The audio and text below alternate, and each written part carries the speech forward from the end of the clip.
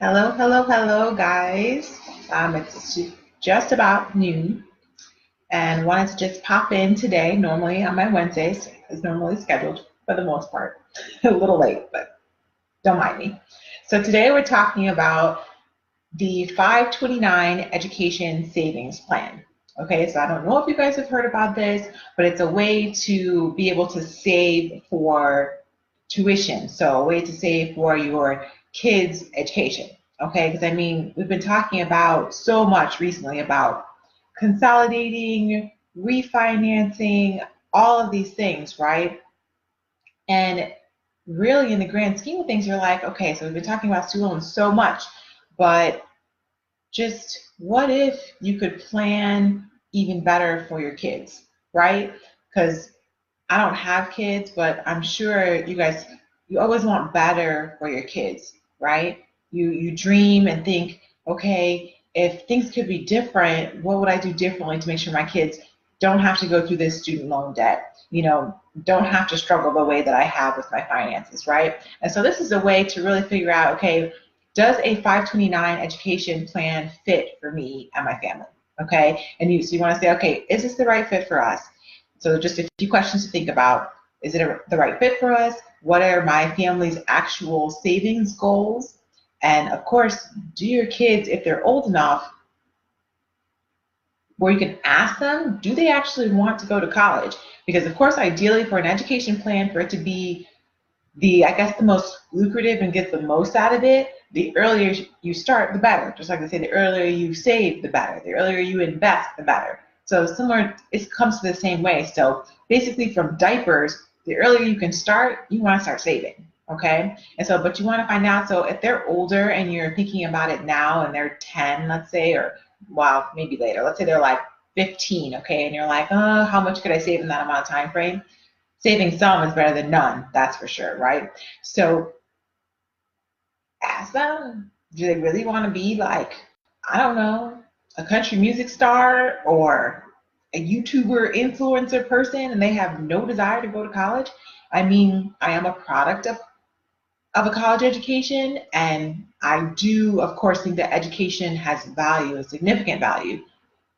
But I mean, think about for some people, the life experiences are worth more for them. The life experience, the emotional intelligence, sometimes it's worth more to some people. So you have to realize that, hey, I may want college for my kids, but that may not be their path either. Okay. So I don't want to get on my soapbox, but it's just a thought, just think about what your kids ask them if they're older. Ask them what they actually want, and this is really the start of having a conversation with your kids about really about money, what their future looks like, what you want your future for your family to be like. So we're starting that discussion, okay? So we're starting with, okay, so why? Because you also want to think about, well, why is this important? Why is it even important that we talk about something like this? And that's what it is, right? You're starting to start the conversation instead of waiting till, it's to the point where you're like, oh, I should have thought about college. What are we going to do about college when they're 17 and they're a year from graduating? It's like we're starting the conversation early. So why is it important? Why is it, why should you care? And why should you even care about being educated about something like this, right? But then what we're really starting to think about too is that you're like, okay, so if I give my kids all the toys they ever want, all the extravagant parties they've ever dreamed of, right? Instead of saving, what does that look for? What do we have to look for down the line, right? Because then you've done all of that, and then all of a sudden, okay, college comes and you can't afford college. Now you're like, so I'm going to have to take out a second loan on the house. So I need to take an additional amount of money out of my retirement fund now. I need to remove some money, withdraw some money from my pension now, because I do want to help my kids with college. Because some of you guys do want to help your kids with college. And of course, perfectly, that's fine, because that's what you want for you and your family. But if you do the best you can to plan ahead. And this is just an option. It's just an option to think about. And you have to decide if that's right for you and your family. Okay?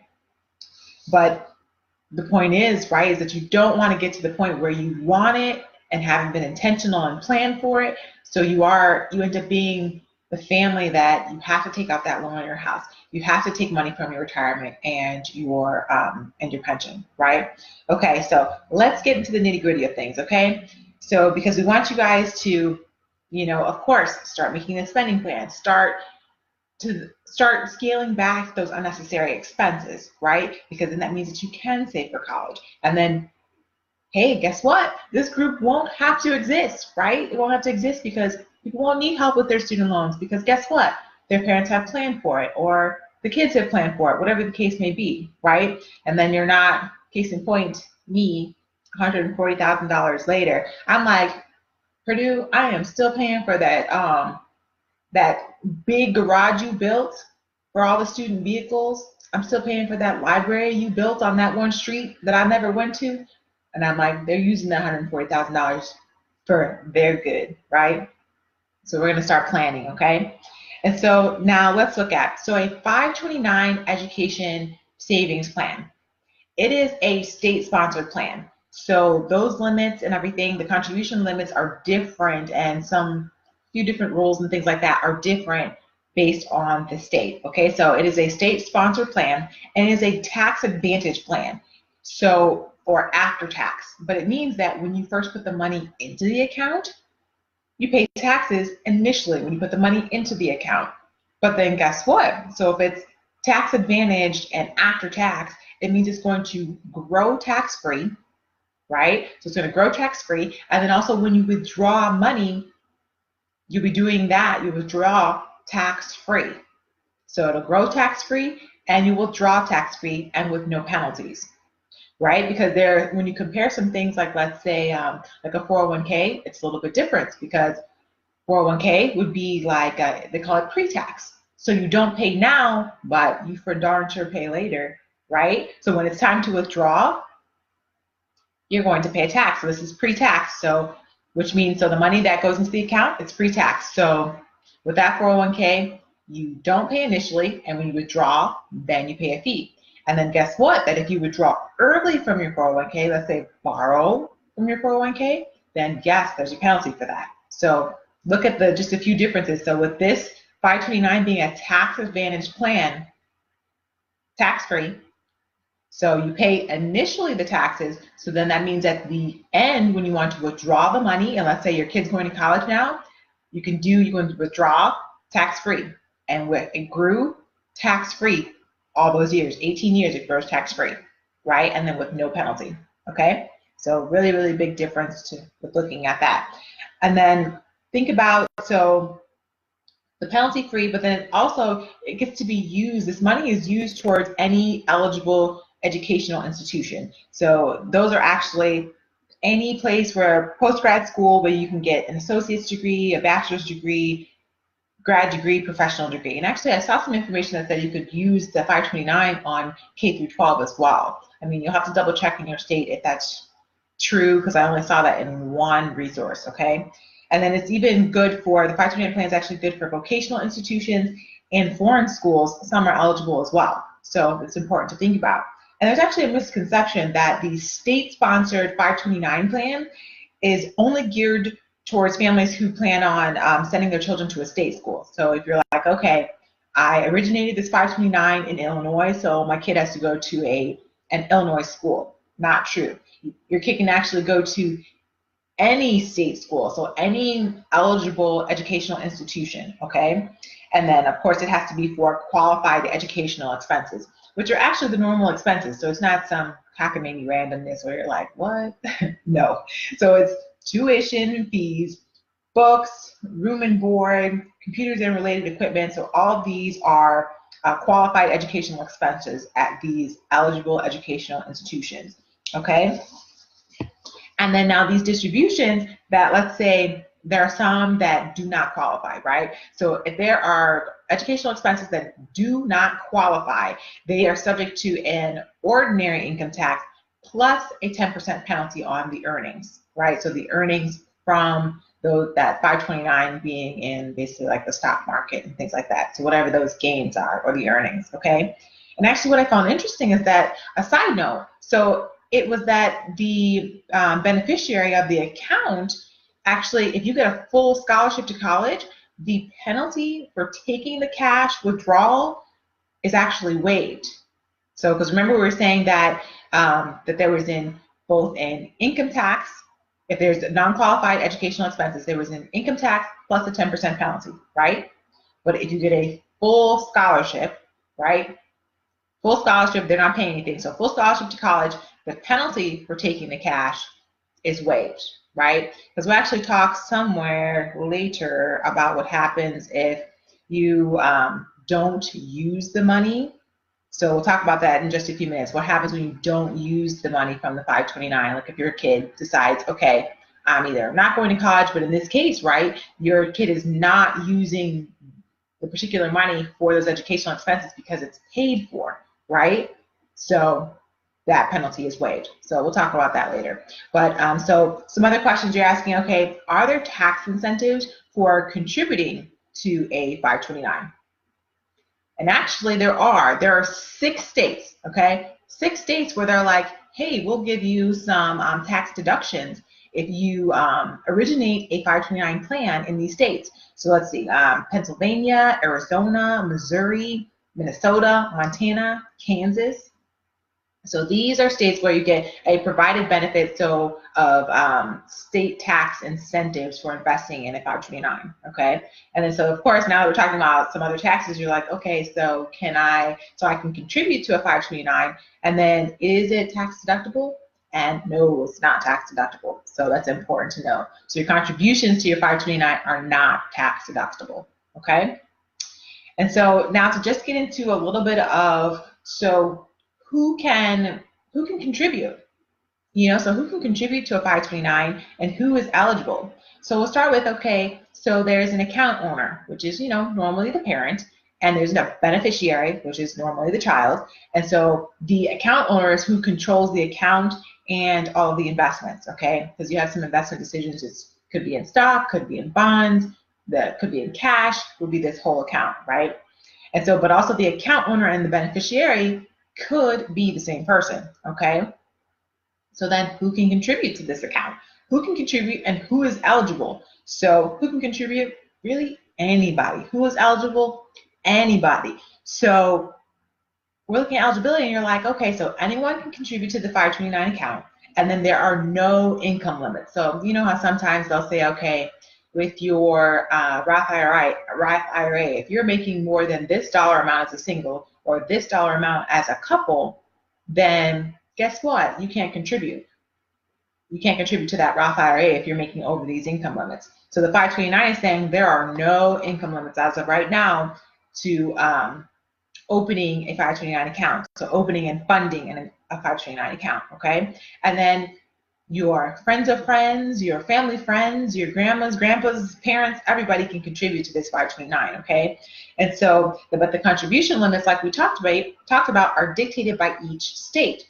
So you can actually, it's typically you contribute over like $200,000. And what I was looking at, it showed up almost to $400,000 that you could actually contribute to this 529. And then generally, it's usually looked as a gift, right? So when you contribute to this 529 fund, it's basically like classified as a gift, so like a gift tax. So if you're a single contributor, you can contribute $15,000. If you're in a married couple, you can contribute about $30,000, right? Makes sense, 15, 30. And then so now, let's say your child is like, okay, I'm not going to go to college. Sally says, nah, I'm good. I'm not going to college. I'm a YouTube star. I was a born star. I just want you to know, Mom and Dad, right? So she says that. And then but Bobby says, hey, I want to go to college. Like, Sally, you do you, but Bobby's like, I want to go to college. So what you can actually do is that you can take Sally's 529 and transfer that account to another eligible family member. So you can transfer that from Sally to Bobby, right? Because Bobby says, I think I'm going to be an engineer or I'm going to be a doctor. So he's like, I should probably go to school, right? Okay. So, but then also, guess what? You can change the beneficiary from Sally to Bobby free of income taxes, okay? But then only within the beneficiary's family, okay? And then so if Bobby and Sally all of a sudden are like, ooh, guess what? I want to be an influencer, a YouTuber, a country music star, I don't know, bowl for a living, whatever. And that's what they decide to do. Guess what, though? If all your kids skip out and don't want to go to college, then you'll be subject to the ordinary income tax plus the 10% penalty on the earnings, right? Which is what we talked about earlier. So it's just a thought, right? And actually, that's really the meat and potatoes of what we're talking about, right? So what I wanted to do quickly was go over, so now that I've given you all this information, let's look at some perks and some disadvantages to doing the 529 savings, okay? So let's see, so perks, we talked about, so your money in this 529 account is going to grow tax-free. That's what people want to hear, right? Because it's like the Roth IRA, where you get taxed initially, but when you pull out that money, it has now grown tax-free, and you get to withdraw it tax-free with no penalties. So this is a serious perk, right? And then for the 529 account, anyone can contribute, and then not just the account owner, okay? And then let's say one kid decides no college for me, you can transfer the funds like we talked about, right? From one child to another child. And then like we talked about, the interesting part is that if you get a full scholarship to college, the penalty for taking the cash is waived, right? Because a portion of that is gone. So that means, so a portion said, okay, that full scholarship is there. So that means, hey, the 529 doesn't have to pay for the college part, right? So part of the penalty for taking the cash out is waived, okay?